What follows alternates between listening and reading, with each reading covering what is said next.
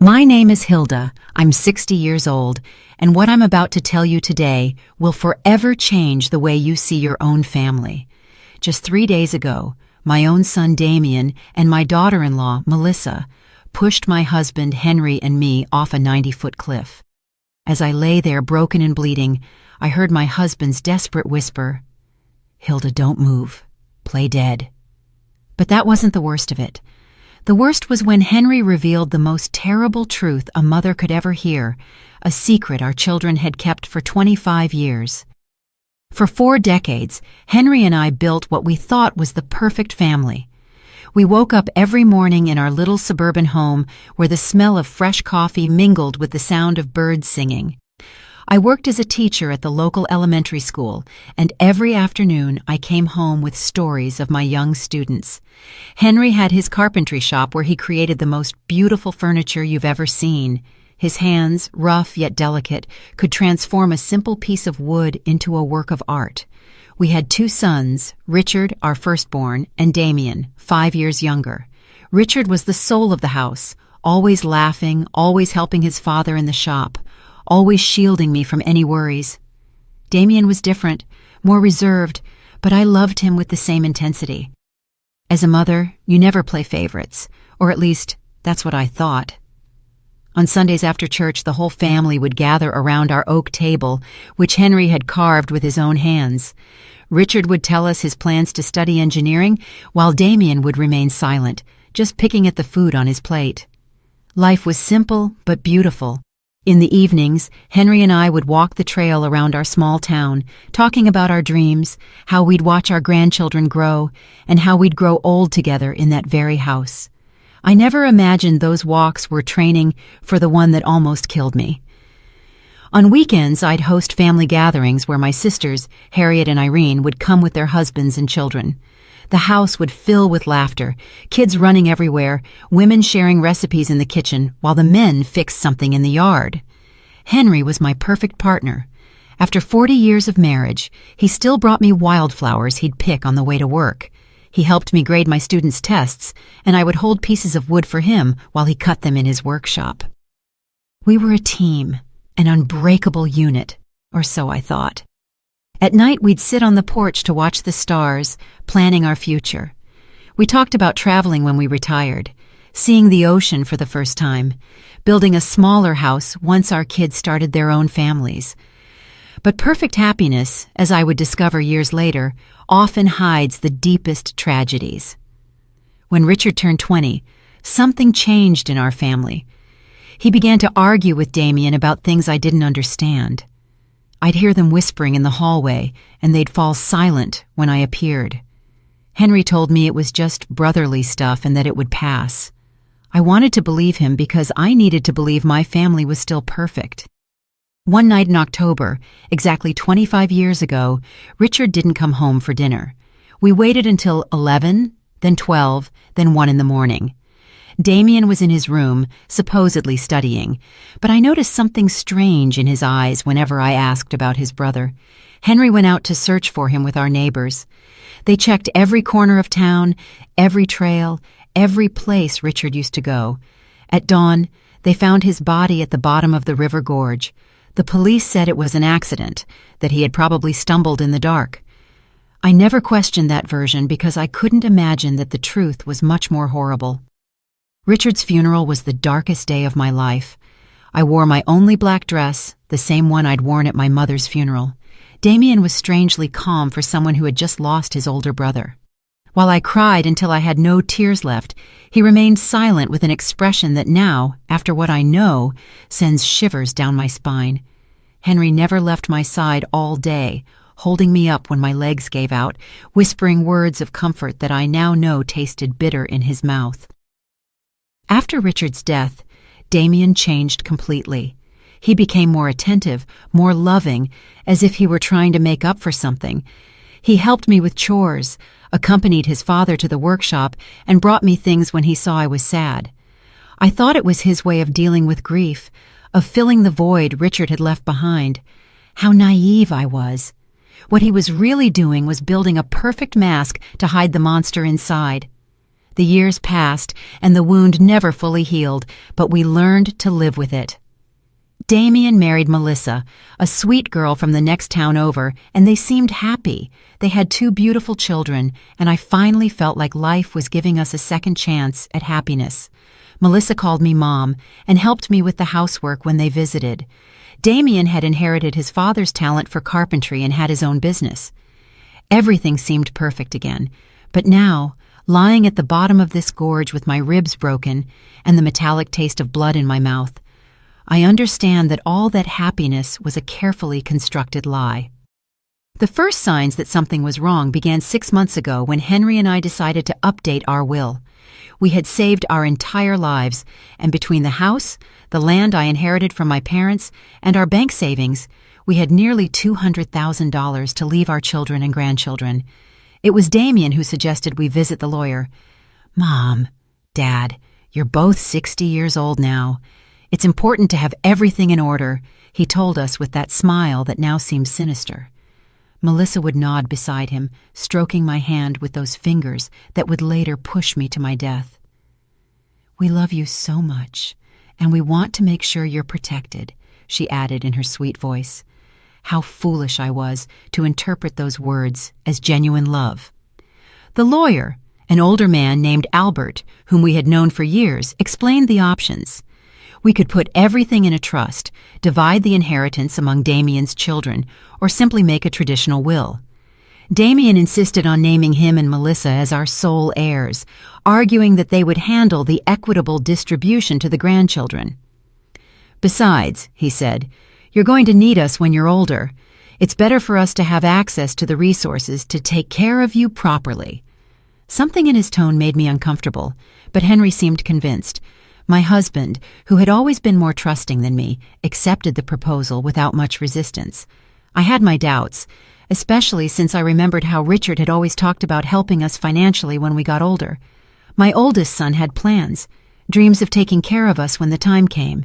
But Richard was gone, and Damien was our only surviving child. We signed the papers on a Tuesday afternoon. I remember Melissa was wearing a pretty green dress and gave me a big hug after the ceremony. "Now we're officially a united family forever," she whispered in my ear. Her words gave me a chill then, though I didn't understand why. Damien shook his father's hand with a smile that didn't reach his eyes. That night, as I made dinner, I couldn't shake the feeling that I had made a terrible mistake. The following weeks were strange. Damien and Melissa started visiting us more often, but their visits had a different feel. They no longer came just to spend time with family. They always had suggestions about how we should improve the house, what investments we should make, or what life insurance policies we should get. "Mom, you should think about selling this big house and moving somewhere smaller," Melissa said, while examining our furniture with calculating eyes.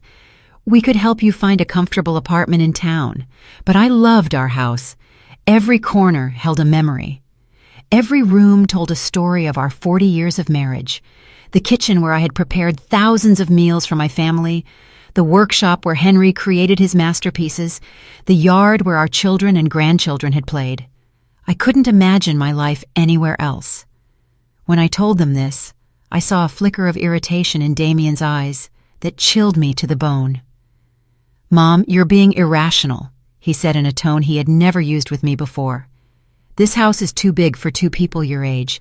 If you fall down the stairs or something happens, we won't be able to help you in time." Melissa nodded vigorously, adding, "Besides, the upkeep must cost a fortune. It would be much smarter to sell now while the housing market is high and move to something more appropriate for your age." Henry began to consider their arguments. My husband, who had always been practical, started talking about the logic behind their suggestions. But I couldn't shake the feeling that there was something more behind all this pressure.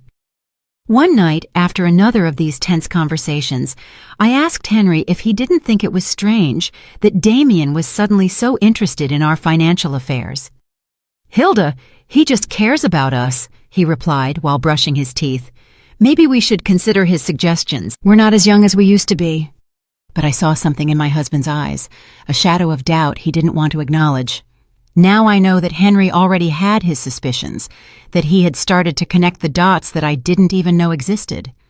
Things escalated when Damien suggested we give him power of attorney over our finances.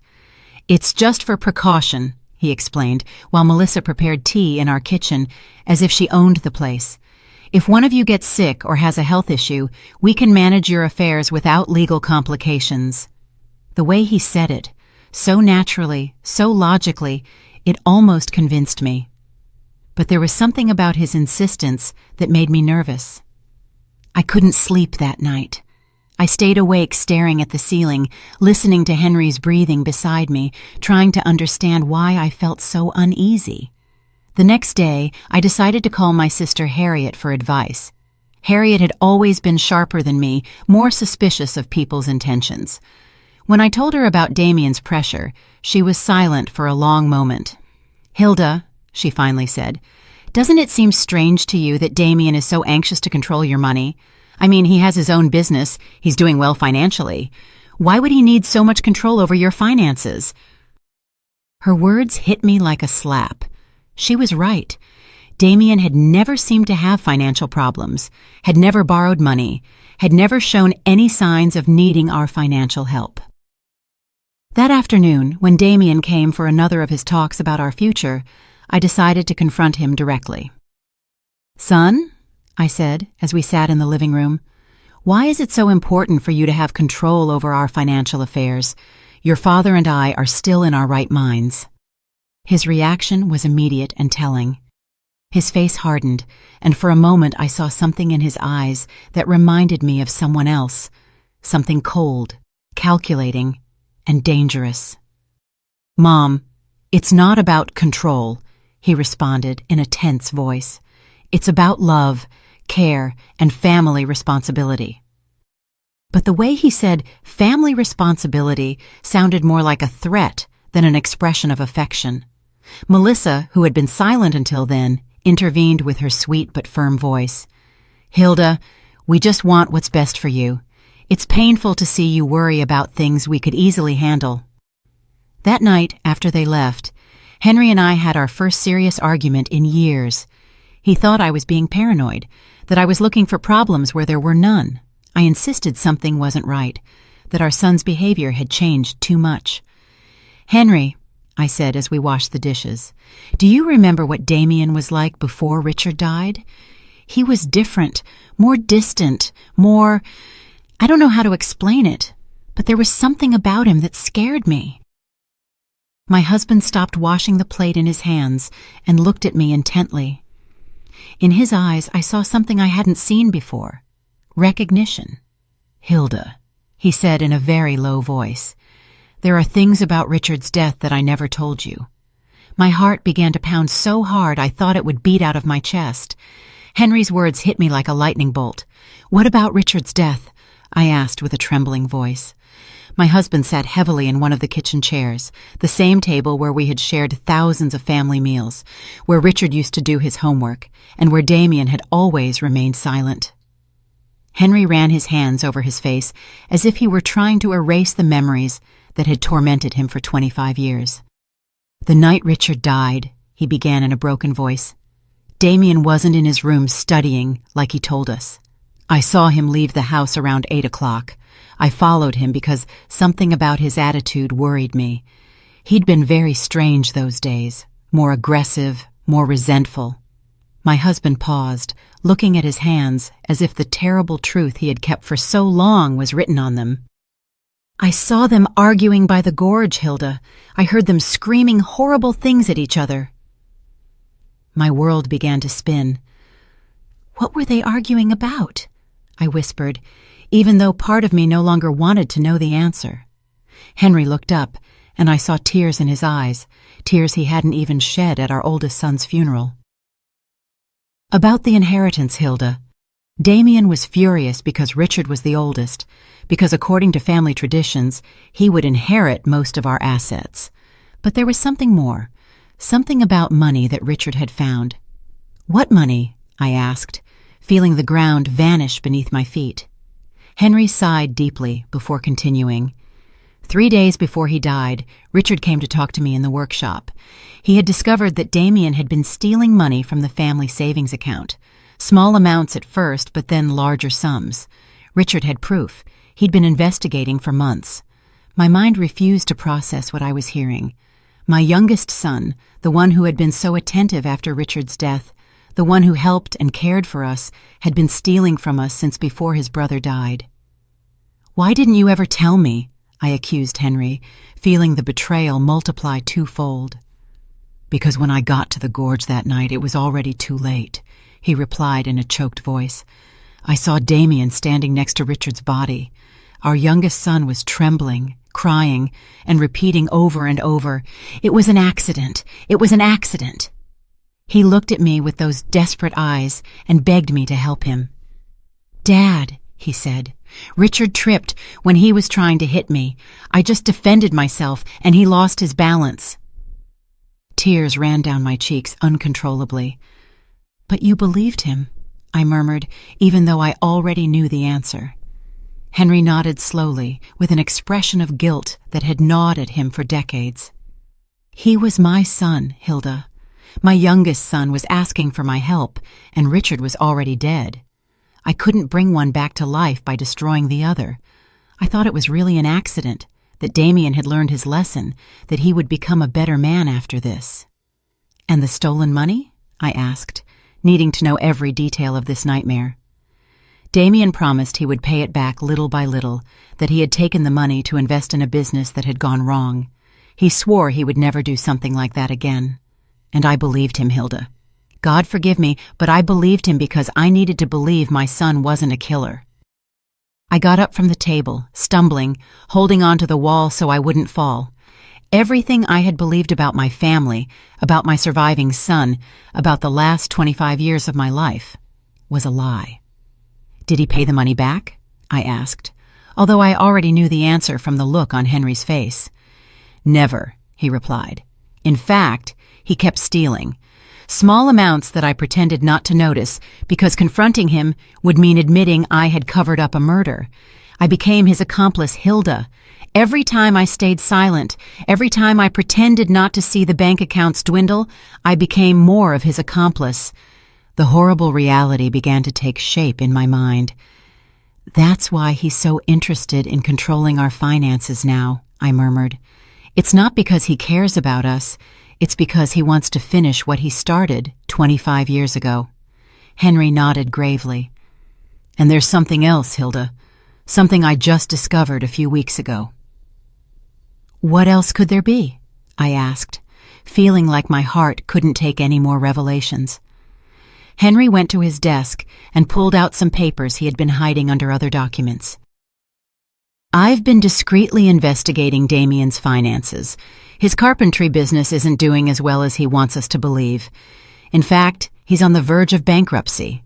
He owes more than $100,000 to several banks and suppliers.' The papers trembled in my hands as I read the numbers. Damien wasn't the successful man he pretended to be. He was a desperate failure who had been living on lies and stolen money for decades. 'Does Melissa know all this?' I asked, remembering her sweet smile and loving hugs. 'I'm sure she does,' Henry replied. 'I've noticed how she directs the conversations when they talk about our money, how she asks specific questions about our savings, the value of the house, our life insurance policies. They aren't innocent questions, Hilda. They are questions from someone calculating exactly how much our death is worth.' That sentence chilled me to the bone. 'Our death,' I repeated in a whisper. It was the first time I had considered that Damien might want to cause us physical harm. Until that moment, I thought he just wanted to rob or cheat us. But if he had killed his own brother for money, what would stop him from killing his parents for the same reason? 'Henry,' I said, grabbing his hands, 'we have to go to the police. We have to tell them the truth about Richard and about what's happening now.' But my husband shook his head with a look of hopelessness that broke my heart. 'With what evidence, Hilda? I'm an accomplice to covering up a murder. If I talk now, I'll go to jail too. And besides, who's going to believe an old man of 65 who has been keeping this secret for 25 years? He was right. Do we just wait for him to kill us like he killed Richard? We're going to be very careful, Henry said, trying to sound more confident than he really was. We're going to find a way to protect ourselves, to gather evidence to... But his words were interrupted by the sound of the phone. It was Damien. "Hi, Mom," he said with that sweet voice that now sounded sinister to me. "Melissa and I were thinking, and we believe it would be beautiful to celebrate your 40th wedding anniversary with something special. How about we take you to those mountains you've always talked about next weekend? We could go on a family hike, take pictures, and have a perfect day together." My blood turned to ice. I looked at Henry, who had heard the conversation and had the same look of terror on his face. "That's a very sweet idea, son," I managed to reply in a trembling voice. "But let us think about it, and we'll get back to you tomorrow." After hanging up, Henry and I looked at each other in silence, knowing we had just received an invitation to our own execution. "The mountains," I murmured. "He's going to take us to the mountains to kill us and make it look like an accident." Henry nodded gravely, just like he did with Richard at the gorge. That night, we didn't sleep a minute, holding each other in our bed, planning how we could save ourselves from our own son. The next few days were a nightmare of terror and pretense. Henry and I had to act as if nothing had happened when Damien and Melissa came to visit, smiling when they talked about the mountain trip, nodding when they excitedly told us they were going to spend time with family. But inside, every fiber of my being screamed with fear. I knew I was looking into the eyes of my oldest son's murderers, and that now they were planning to do the same to me and my husband. Melissa arrived on Wednesday afternoon with a shopping bag and that radiant smile that now seemed like the grimace of a demon. "Hilda, dear," she said, hugging me with those arms that would soon push me to my death. "I bought some supplies for our mountain adventure. Cookies, water, fruit, everything we'll need for the picnic." She showed me the contents of the bag as if she were an excited child, but I could only think about how each of those items could be used to cover up our murder.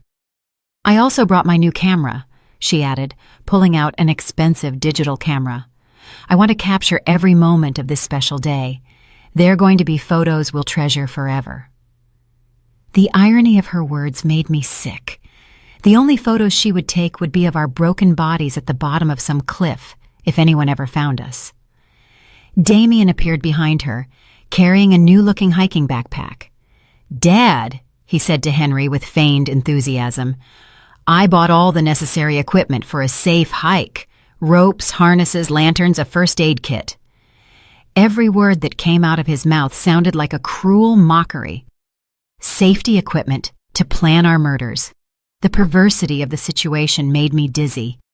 "Isn't it a bit dangerous for people our age?" I asked, trying to sound casual while looking for any excuse to cancel the trip. Melissa stroked my cheek with that false tenderness that churned my stomach. "That's why we chose a very easy and safe trail," she assured me. "It's a hike even kids can do. Plus, Damien and I will be there to take care of you the whole time." Yes, they would be there to take care of us until the exact moment they decided to push us off a cliff. That night, when they finally left, Henry and I sat in our living room, trembling not just from the cold, but from the absolute terror we had been holding back for hours. "We can't go," I said, grabbing his hands. "We just can't. We'll make up some excuse." "If we don't go," Henry replied in a grave voice, "they'll find another way to kill us. Maybe something that looks even more accidental, like a house fire or a robbery gone wrong. At least in the mountains, we know what they're going to try to do." His words had a terrible logic, but they didn't comfort me at all. "So, what do you suggest?" I asked, desperate to find some solution that would save our lives. Henry was thoughtful for a few minutes before answering. "We're going to go, but we're going to be prepared. I'm going to hide my cell phone and set it to record everything that happens. If we manage to survive, we'll have evidence. And if we don't," his voice broke, "at least someone will know the truth." On Friday night, we could barely touch our dinner. We knew it might be our last meal together in our house, in that kitchen where we had shared so many happy moments when we were a real family. Henry reviewed his will one more time, making sure that if something happened to us, at least Damien wouldn't get everything without there being some record of our suspicions. "I wrote a letter," he confessed, pulling a sealed envelope from his desk. "It's addressed to your sister Harriet. In it, I explain everything we know about Richard's death and what we believe Damien plans to do to us. I hid it in the place where we keep our important documents. If we don't return from this trip, at least she'll know where to look for the truth." That night we went to bed, holding each other, whispering words of love that could be our last. "If something happens to me," Henry said, "I want you to know that these 40 years with you have been the best of my life. Despite everything, despite the mistakes and the secrets, I love you more than my own life." I cried in silence, memorizing the rhythm of his breathing, the warmth of his body, the smell of his skin. Saturday dawned with a clear sky that seemed to mock our situation. Damien arrived early, whistling a cheerful tune that chilled my blood. "Morning, lovebirds," he called from the front door. "Ready for your big adventure?" Melissa appeared behind him, radiant as a bride on her wedding day, except this was a wedding with death. During breakfast, which we could barely eat, Damien explained the route we would take in detail. "It's a beautiful trail," he said, spreading a map on the table. "It leads to a lookout where you can see the whole valley. They say the views are spectacular." His eyes shone with an enthusiasm that seemed demonic. Of course the views would be spectacular. They would be the last we would see in our lives. "The trail has some steep parts," Melissa added, as if giving us useful tourist information, "but nothing that experienced hikers like you can't handle." Her comment about our supposed hiking abilities sounded like a cruel joke. We were two 60-year-olds who barely walked through the park once in a while. As we loaded the car, I saw Damien meticulously checking his backpack, making sure he had everything he needed for his plan. I saw ropes, a small shovel, and something that looked like a flare gun. "What's that for?" I asked, pointing to the gun. "For safety," he replied without missing a beat. "If we get lost or something goes wrong, we can send a distress signal." Of course, they would send a distress signal after pushing us off a cliff so our bodies could be found, and it would be confirmed that it was a tragic accident during a family hike. Everything was calculated. Every detail had been planned to make our murders look perfectly natural. The car ride to the mountains lasted 2 hours that felt like an eternity. Melissa put on cheerful music, and she sang along with the songs as if we were really going on a fun family outing. Damien drove carefully, obeying all the speed limits, stopping at every stop sign. He didn't want to risk an accident that would ruin his perfect plans. During the trip, Henry discreetly took my hand and activated the recording on his phone. Everything that happened from that moment on would be recorded. If we managed to survive, we would have proof. If not, at least the truth wouldn't die with us. When we finally arrived at the trailhead, my heart was pounding so hard I thought it would beat out of my chest. The place was beautiful, with tall trees and the sound of a nearby river, but for me, it had become the setting for my own execution. Damien and Melissa took their backpacks out of the car, smiling and joking as if it were the happiest day of their lives. "Ready for the adventure?" Damien asked. And for the first time in 25 years, I saw the same cold glint in his eyes that he'd had the night he killed his brother. The trail started out relatively easy, winding between lush trees and moss-covered rocks. Melissa walked ahead of us, constantly taking pictures and commenting on the beauty of the landscape. "Look at those wildflowers!" she exclaimed, pointing toward bushes full of yellow blossoms. "And that beautiful bird!" Her performance was perfect, that of a loving daughter-in-law enjoying a special day with her in-laws. Damien walked behind us, supposedly to make sure we didn't fall behind, but I could feel his eyes on our backs like daggers. Every time I turned to look at him, he smiled with that grin he had perfected over 25 years of lies. "How are you doing, Mom and Dad?" he would ask with fake concern. "Need to stop and rest?" After an hour of hiking, we began to climb a steeper part of the trail. My legs already felt heavy, and Henry was breathing with difficulty.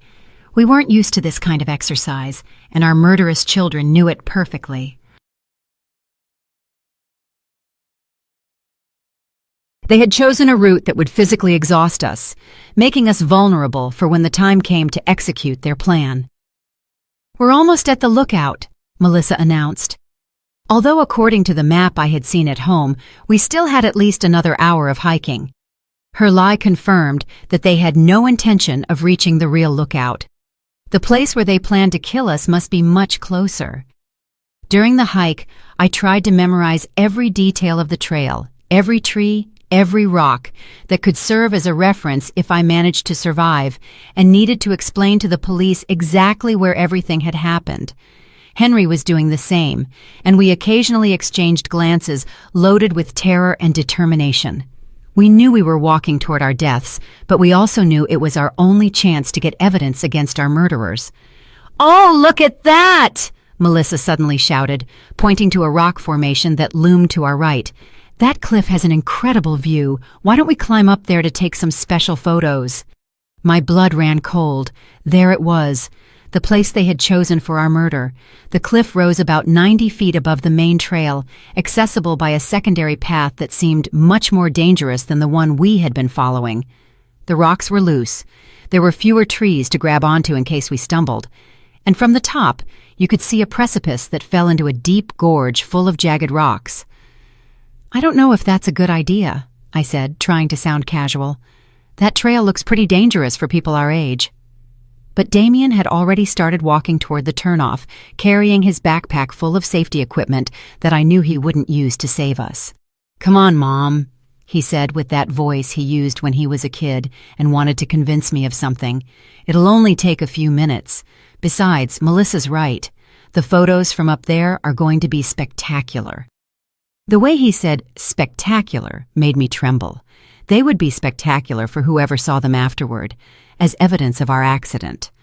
Henry squeezed my hand discreetly, reminding me that his phone was recording everything. We had to go on. We had to go all the way to get the evidence we needed. If we refused now, they would simply find another opportunity, another place, another excuse to kill us. The climb to the cliff was exhausting. The loose rocks slid under our feet, and more than once I was about to fall. But the most terrifying thing was realizing how perfect this place was for a murder. If someone accidentally tripped and fell from the top, there would be no way to survive, and most importantly, there would be no witnesses. "Almost there!" Melissa shouted from above, where she had already arrived with the agility of someone who had planned this route carefully. Damien followed her and then helped Henry and me complete the last few feet of the climb. His hands on my arms felt like the claws of a vulture. The lookout was indeed spectacular. From there you could see the whole valley, the mountains in the distance, and the river winding through the trees. In any other circumstance, it would have been a beautiful moment to share with family.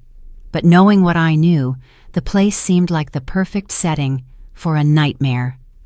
"Come over here for the photos," Melissa shouted, positioning herself near the edge of the cliff. "I want the valley to be in the background." Henry and I approached slowly, each step bringing us closer to our final destination.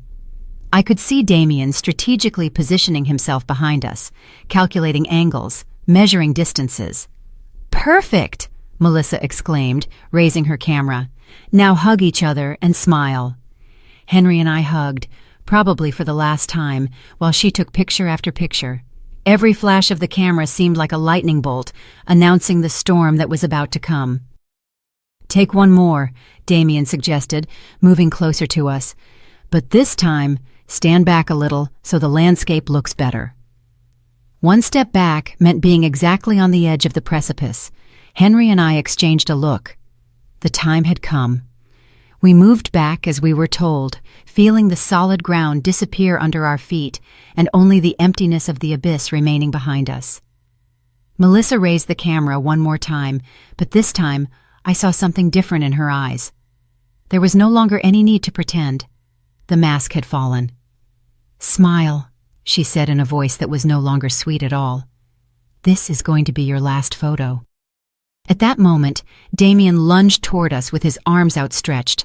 The plan was simple. push us backwards so we would fall into the void, take some photos of the accident, and then go down to discover our broken bodies. But Henry had been preparing for this moment. In the last second, he managed to grab Damien's wrist and pull him forward. "If we're going to die, you're coming with us," he shouted with a fury I had never seen in him before. For a moment, all four of us were teetering on the edge of the cliff, holding on to each other in a macabre dance between life and death. Melissa screamed and tried to help Damien, but the weight of all of us was too much. I felt the ground give way under my feet, felt gravity begin to win the battle. And then the four of us fell together, locked in a deadly embrace, screaming as the air whistled around us and the rocky ground approached at breakneck speed. In those seconds that lasted an eternity, I thought of Richard, of how he must have felt when Damien pushed him into the gorge 25 years ago. The impact was brutal. I heard the horrible sound of bones cracking, the sound of my own body shattering against the rocks. The pain was indescribable, but even more terrible was the taste of blood in my mouth and the certainty that this time Damien had won. This time there would be no witnesses to tell the truth. But then I heard Henry's voice, weak but clear. "Hilda, don't move. Play dead." And I realized something incredible. I was still alive. The pain was so intense, I thought I would go crazy. Every fiber of my body screamed in agony. I felt blood running down my face and something wet and sticky soaking my clothes. But Henry's voice echoed in my ears like a divine command. "Play dead." With a willpower I didn't know I possessed, I remained completely still, controlling even my breathing so it would be imperceptible. A few feet away, I could hear the moans of pain from Damien and Melissa. They had also survived the fall, but from their groans, they seemed to be in worse condition than we were. "Melissa," I heard my son's broken voice, "are you okay?" His concern for his wife made my stomach churn. This man, who had murdered his own brother and had tried to kill us, was still capable of feeling love for someone. "I think I broke my leg," Melissa moaned. "It hurts so much, Damien. And what about the old people?" The disrespectful way she referred to us confirmed what I already knew. We had never been family to her. We were just obstacles on her way to our money. I heard movement, as if Damien were crawling toward us. My heart was beating so fast I was afraid he would hear it. "They're dead," he announced after a few minutes that felt like hours. "Both of them have their eyes open, but they're not breathing." His lie filled me with a strange hope. If he believed we were dead, maybe we would have a chance. "Perfect," Melissa whispered with a satisfaction that chilled my blood. "It worked just like we planned." "Well, except for the part where we fell, too." I heard her bitter laugh. "At least we won't have to pretend we love them anymore." For the next few minutes that felt like an eternity, Damien and Melissa discussed their situation. Both were injured, but they could move. The plan now was to crawl until they found a place from which they could call for help and then tell the story of how they had miraculously survived a tragic accident that had killed their poor grandparents. "Remember the story," Damien said to Melissa. "We were taking pictures when a rock came loose under Dad's feet. He tripped, and trying to grab on, he pulled Mom with him. We tried to help, but we fell too. It's important that our stories match." "I know," Melissa replied. "We've practiced this 100 times. We're the traumatized survivors of a family tragedy. Poor us. We lost our dear in-laws in a horrible accident." Her performance was so convincing that if I hadn't lived the truth, I would have believed every word. Gradually, their voices faded as they crawled toward what they hoped would be their salvation. When silence finally fell, Henry whispered my name so low I could barely hear it. "Hilda, are you okay?" I answered in the same whisper, confirming that I was alive but terribly injured. "My left leg is broken," he told me in a voice choked with pain, "and I think I have a few fractured ribs. What about you?" I did a mental inventory of my body. I felt a stabbing pain in my right arm. My head throbbed as if someone were hitting it with a hammer, and there was definitely something wrong with my shoulder. But I was alive, and that was more than I had hoped for. "We're bad, but we're alive," I whispered. It works, but there's no signal down here. That was the most terrifying part of our situation. We were alive but trapped at the bottom of a gorge, injured, and with no way to communicate with the outside world. If no one came to look for us, we would die here slowly from thirst, hunger, or our wounds. "Henry," I whispered, "before it's too late, I need you to tell me everything. Everything that really happened the night Richard died." My husband sighed deeply, as if he had been waiting for this moment for 25 years.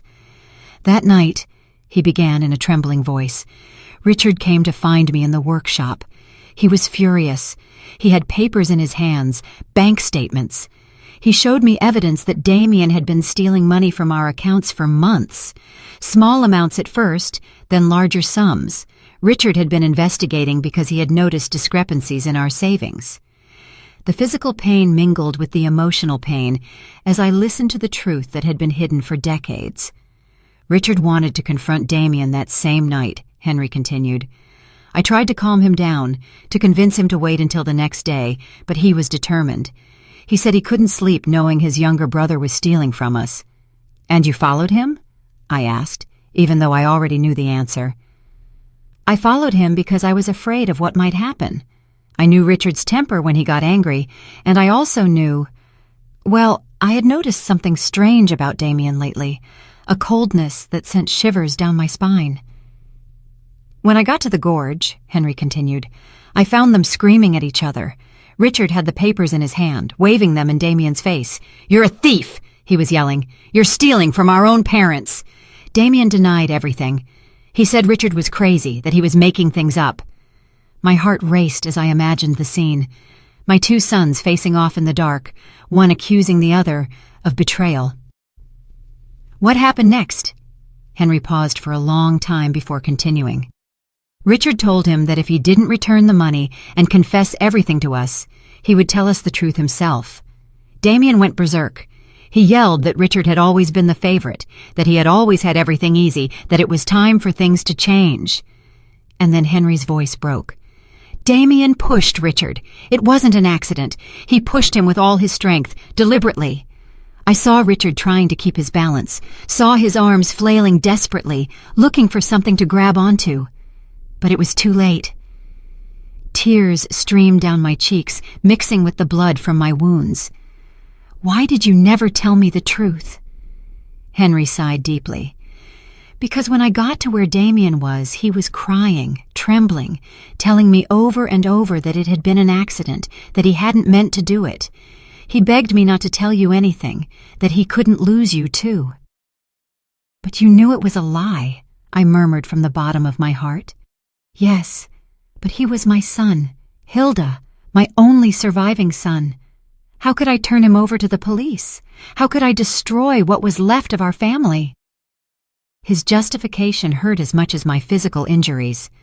"And the stolen money?" I continued. "Damien promised me he would return it little by little. He swore it had been a bad decision, that he had been desperate, that it would never happen again. But he never returned a single penny. In fact, he kept stealing, and I kept quiet because every day that passed made me more of an accomplice to his crime." Just then, we heard voices in the distance. Damien and Melissa had managed to find help. Soon rescue teams would be here, and our murderous children would play the role of their lives, the traumatized survivors of a family tragedy. The voices got closer and closer, accompanied by the sound of helicopters flying over the area. The rescue team had arrived, and with them came the most crucial moment of our lives. Henry and I had to make a decision in a matter of minutes. Should we continue to pretend to be dead until we found the perfect opportunity to reveal the truth, or risk being rescued along with our murderers? "Hilda," Henry whispered urgently. "The phone recorded everything that happened up there. We have Melissa's confession about the plan. We have Damien admitting that we are obstacles. We have everything. But if they find us alive now, they can destroy the evidence before we manage to hand it over to the authorities." He was right. If Damien and Melissa realized that we had survived and heard their confessions, they would find a way to silence us forever. This time, it wouldn't be an accident. It would be something much more direct and definitive. We had to wait for the perfect moment. "They're down here!" Damien's voice shouted from above. "My parents! Please, hurry!" His performance was perfect, his voice broken with pain and despair. If I hadn't known the truth, I would have believed he was a son devastated by the loss of his parents. "Sir, stay calm," an authoritative voice replied, which must have belonged to the head of the rescue team. "We're going to come down to evaluate you. You and your wife can move." I heard the sound of ropes and equipment being prepared for the descent. Melissa had perfected her role as the grieving widow. "I can't believe this happened," she sobbed. "We were taking pictures, so happy. It all happened so fast. A rock came loose, and they fell." Every word was a stab in my heart because I knew she would repeat those same words to the police, to the media, to anyone who wanted to hear her version of events. The rescuers began to descend. I could hear their voices getting closer, the sound of their boots against the rock, the clinking of their equipment. Henry discreetly squeezed my hand, reminding me that we had to keep up the act no matter what happened. "They're here!" one of the rescuers shouted upon finding us. "We have 2 people at the bottom of the gorge!" He approached us and began to examine us. I kept my eyes closed and my breathing so shallow it was almost imperceptible. I felt his hands looking for a pulse on my neck, his ear close to my mouth, trying to detect breathing. "This one still has a faint pulse," he announced, referring to Henry. "The woman, I'm not sure. I need the medical team down here immediately." My heart raced. The plan was working. They would believe that Henry was on the verge of death but still alive, while I would be close enough to death to not be an immediate threat. For the next few minutes, which felt like hours, the paramedics worked on us. I felt them put an oxygen mask on me, check my wounds, and secure me to a stretcher. The whole time I had to fight against every instinct in my body that screamed at me to open my eyes, to ask for help, to stop pretending. "The man is stable but critical," I heard one of the paramedics report over the radio. "The woman is in very serious condition. Pulse is almost imperceptible. We need to transport them to the hospital immediately." Perfect. They would take us to the hospital where we would have the opportunity to talk to the authorities without Damien and Melissa being able to silence us. During the ascent on the stretchers, I could hear Melissa's feigned sobs and the words of comfort that the rescuers offered her and Damien. "You were so brave to survive this," someone said to her. "It's a miracle that you're relatively okay." If only they knew that the real miracle was that Henry and I were alive to tell the truth. In the medical helicopter, as we flew toward the hospital, I could feel Henry's presence on the stretcher next to mine. The paramedics were focused on keeping him stable, and from their conversations, I understood that he was in critical condition. His injuries were more serious than mine, and for a terrible moment, I feared he might die before we had the chance to reveal the truth. "Ma'am," I heard one of the paramedics say to me, "if you can hear me, hold on. We'll be at the hospital in a few minutes." His voice was gentle, full of a genuine compassion that contrasted dramatically with the falsehood I had been hearing from my own family. When we arrived at the hospital, the chaos was immediate. Doctors and nurses ran from one side to the other, shouting medical orders I didn't understand. I was taken directly to an emergency room where they began to work on my injuries. I had to keep pretending to be unconscious, but I also had to find a way to communicate with someone I could trust. "Doctor," I heard a nurse say, "her vital signs are strange. Her pulse is stronger than we would expect for someone in her supposed condition." My heart skipped a beat. They had discovered me. I was such a bad actress that my own body was betraying me. The doctor murmured. "It happens sometimes in cases of extreme trauma. The body has mysterious ways of clinging to life. Let's keep a close..." "The lady, well, the next few hours will be crucial. We've done everything we can." Melissa made a sound that was supposedly a sob of pain, but to me sounded like a sigh of relief. "Can we see them?" Damien asked. "Just for a few minutes. We need to say goodbye, just in case." The doctor agreed, and soon I heard footsteps approaching my bed. It was the most dangerous moment of all. I had to convince my murderous son that I was really dying. I felt Damien's presence next to my bed. His hand touched mine, and it was all I could do not to pull my hand away immediately. "Mom," he whispered, "if you can hear me, I want you to know that I love you. I'm so sorry this happened." His words were poisoned honey, sweet on the surface, but deadly in their essence. Melissa approached from the other side. "Hilda, dear," she murmured, "you've been like a mother to me. We'll never forget you."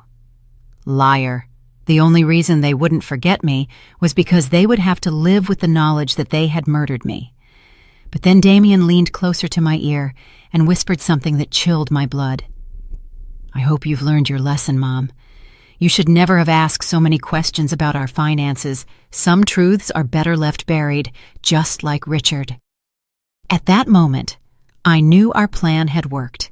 Damien had just confessed, and even though I had no way to record it, there was a nurse in the room who had heard every word. Damien's whisper echoed in my ears like a direct confession of his guilt. He had mentioned Richard. He had admitted that some truths should remain buried. And most importantly, he had acknowledged that our questions about finances had been the reason for our accident. But I needed more than that. I needed a full confession that couldn't be misinterpreted or denied later. The nurse who had overheard the comment, a young woman named Inez, according to her ID badge, had frozen next to the monitoring machine. I saw through my half-closed eyelids as her eyes widened in surprise and horror. She had heard something she shouldn't have heard, and her expression told me she understood the implications of those words perfectly. "What did you say about Richard?" Melissa whispered, obviously surprised by the mention of the dead brother. Damien tensed, realizing he had said too much. "Nothing," he muttered. "I just meant, well, Mom always wondered what really happened that night. I guess it doesn't matter anymore, but it did matter." And Melissa was smart enough to realize that her husband had made a mistake. "Damien," she said in a tense voice, "let's go. The doctors need space to work." I could feel the tension between them, the mutual understanding that they had said too much in the wrong place. After they left, the nurse, Inez, approached my bed. "Ma'am," she whispered so low I could barely hear her, "I know you can hear me. What I just heard is not normal. If you are in danger, you need to tell me somehow." Her voice had an urgency that filled me with hope. Someone else had started to suspect. Very slowly, almost imperceptibly, I moved my index finger. It was the smallest possible movement, but Inez noticed it immediately. "Oh my God," she whispered. "She's pretending to be unconscious." I moved my finger again, this time twice. "Yes, listen," she said, leaning even closer. "I'm going to pretend I'm checking your monitors. If you are in danger from those people who were just here, move your finger 3 times. Without hesitation, I moved my finger 3 times. Inez gasped. "They did this to you?" 3 more movements. The nurse moved away from my bed and pretended to check my IV while she processed what she had just discovered. I could see in her expression that she was struggling with the decision of what to do. Finally, she approached me again. "I'm going to talk to the doctor in charge," she whispered, "but I need you to keep pretending until we can protect you. Do you understand?" I moved my finger once. The next few minutes were agonizing. Inez left the room, and I was left alone, waiting and praying that she would believe my story and take the right actions. Finally, I heard footsteps approaching. It was Inez, accompanied by an older man who must have been the chief doctor and, surprisingly, 2 police officers. "Ma'am," the doctor said in a low voice, "Nurse Inez told me about your situation. If you can hear me, we need you to know that you are safe now. The officers are here to protect you." A wave of relief so intense almost broke my act. "Can you open your eyes?" one of the officers asked. Slowly, very slowly, I opened my eyes. The hospital light blinded me for a moment, but I gradually managed to focus on the worried faces surrounding me.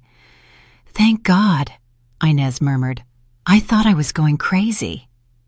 "Ma'am," said the police officer, a middle-aged man with a serious expression. "I'm Detective Johnson.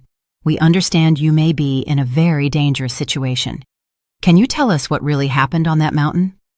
My voice came out as a raspy whisper after hours of pretending to be unconscious. My son and his wife pushed us." The next few hours were a whirlwind of statements, recordings, and revelations. I told Detective Johnson everything I knew: Richard's death, Damien's thefts, the pressure to change our will, and finally the plan to murder us on the mountain. But the most important thing was the recording on Henry's phone. "Your husband has recorded evidence?" the detective asked, his eyes gleaming. "Yes," I replied. "Everything is on his phone. The confessions, the plans, everything." The detective immediately went to the room where Henry was being treated. Henry had regained consciousness an hour after me, and when the detective explained the situation, he handed over his phone without hesitation. "Here's everything," he said in a weak but firm voice. 25 years of lies and the truth about what happened today." While the police technicians analyzed the recording, Damien and Melissa remained in the waiting room, playing their part as devastated family members to other hospital visitors. They had no idea that their careful performance was about to end forever. "The recording is clear," the detective announced after an hour. "We have explicit confessions about Richard's murder, admissions about stealing money, and direct evidence of premeditated attempted murder against you two. It's more than enough to arrest them." "But are you going to arrest them here?" I asked, concerned about our safety. "If they realize we're alive and talking." The detective nodded, understanding my concern. "We already have officers in position. As soon as we have the arrest warrant signed, we'll take them in. In the meantime, you are both under police protection." The irony of the situation was not lost on me. Damien and Melissa were down there, probably talking to other patients' relatives, receiving condolences for our deaths, planning how to handle our funeral and inheritance. They had no idea that upstairs in the hospital rooms, we were tearing down their carefully constructed world of lies. "Is there anything else?" the detective said, pulling out a folder of papers. "After hearing your story, we investigated your son's finances. Not only is he bankrupt as you suspected, but he also owes money to some very dangerous people, unofficial lenders who don't take excuses." My blood ran cold. "You mean that we weren't just inconvenient to him?" "He confirmed it," the detective said. "You were his only salvation. With your inheritance, he could pay off his debts and start over. Without you, he would probably be dead in a few weeks." That revelation added a new dimension to the betrayal. He hadn't just seen us as obstacles. He had seen us as his financial lifesaver. Our death was not just convenient for him. It was absolutely necessary for his survival. "And what will happen to our grandchildren?" I asked, feeling a new wave of pain at the thought of Damien and Melissa's innocent children. "Social services will take temporary custody of them," the detective replied gently. "But as I understand it, you could apply for custody once you recover from your injuries." The idea of raising the children of our own murderers was overwhelming, but it was also the only way to ensure that something good would come out of this nightmare. Those children were innocent, and they deserved a chance to grow up in a home where love was real, not feigned. "It's time," the detective announced when an officer entered the room with papers in hand. "The warrants are signed. We're going to arrest them now." Through the window of my room that overlooked the hospital parking lot, I could see police officers discreetly positioning themselves. The moment I had been waiting for 25 years had finally arrived. "Damien Black and Melissa Black," I heard the firm voice of the officer in charge. "You are under arrest for the murder of Richard Black and the attempted murder of Hilda and Henry Black." The silence that followed was deafening. Then Melissa's hysterical voice. "What are you talking about? We're the victims here. Our in-laws died in an accident." "Ma'am," the officer replied calmly, "your in-laws are alive, and they have provided complete evidence of your crimes." There was a moment of absolute silence, followed by a scream of desperation from Damien. That's impossible. We saw them die. They were dead. His involuntary confession was captured by the police recorders, adding another piece of evidence to their case. Through the radio, I heard Melissa begin to blame Damien. It was all his idea. I didn't want to do any of this. He forced me.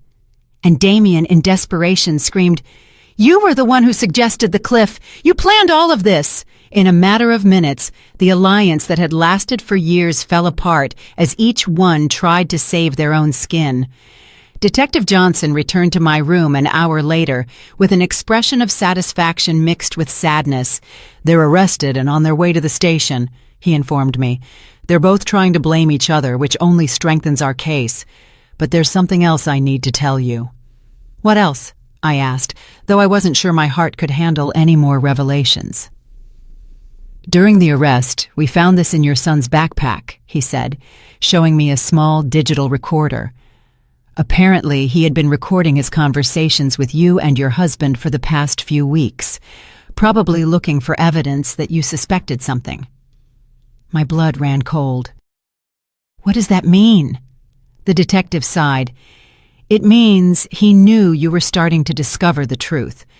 The trip to the mountain wasn't a spontaneous decision. It was a direct response to your suspicions. In one of the recordings, you can clearly hear Melissa telling him, We have to act fast before they go to the police. The depth of the planning and the coldness of the calculation took my breath away.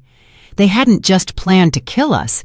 They had been monitoring our conversations, evaluating the level of danger we posed to them. We were mice in a maze, and they had been the scientists observing our every move. There's something else, the detective continued, that we found in the investigation of his finances. Your son not only owed money to dangerous lenders, but he had also forged your signature on several documents, trying to access your bank accounts. If you had died on that mountain, he would have had immediate access to all your resources. Every new revelation was like another stab. My own son had not only planned to murder me, he had been actively stealing from me, forging my signature, and violating every principle of family trust I had tried to instill in him. How much money did he steal in total? I asked, though I wasn't sure I wanted to know. About $50,000 over the last 5 years, the detective replied. Small amounts that he thought you wouldn't notice, but which, when added up, amount to a significant sum. The money Henry and I had saved over decades of hard work, penny by penny, had been financing our son's life of luxury while he planned our murder. The following days in the hospital were a whirlwind of police interviews, visits from lawyers, and calls from news media that had picked up the story. The local press had titled the case "The Most Horrible Family Betrayal of the Decade," and reporters from all over the country wanted to hear our version of events. My sister Harriet arrived from the neighboring town, crying and hugging me as if she hadn't seen me in decades. "Hilda," she said over and over, "I always knew there was something strange about Damien after Richard's death, but I never imagined he was capable of this." Her words comforted me because they confirmed that my maternal instincts hadn't been completely blind. "And the kids?" I asked about my grandchildren, who were now in the temporary custody of social services. "I saw them yesterday," Harriet replied sadly. "They're confused, asking why their parents can't come home. They're too young to understand what really happened." The lawyer we had hired, the same Albert who had prepared our will, came to see us with news about the legal process. "The case is solid," he assured us, "with the recordings, the confessions during the arrest, and all the financial evidence. It's almost impossible for them to escape significant convictions." But then he added something that chilled me to the bone. "However, they are trying to negotiate a lesser guilty plea by claiming it was a crime of passion, not premeditated." "A crime of passion?" I exclaimed indignantly. "They planned this for weeks, bought special equipment, and chose the perfect place." Albert nodded gravely. "I know, and we have evidence of premeditation. But their lawyers are going to argue that it was a desperate decision made under extreme financial pressure." The idea that they could receive reduced sentences for their crimes filled me with fury. They had murdered Richard. They had tried to murder us. They had stolen our money for years. And now they wanted to present themselves as victims of circumstances. "What can we do to ensure they get what they deserve?" I asked. "Testify," Albert replied simply. "Your testimony, combined with all the evidence, will be crucial for the jury to understand the true nature of these crimes. But I warn you, it's going to be emotionally devastating to face your son in court." He was right. The idea of looking Damien in the eyes during the trial, of listening to his lawyers try to justify the unjustifiable, of publicly reliving every moment of this nightmare, was overwhelming. But it was what I had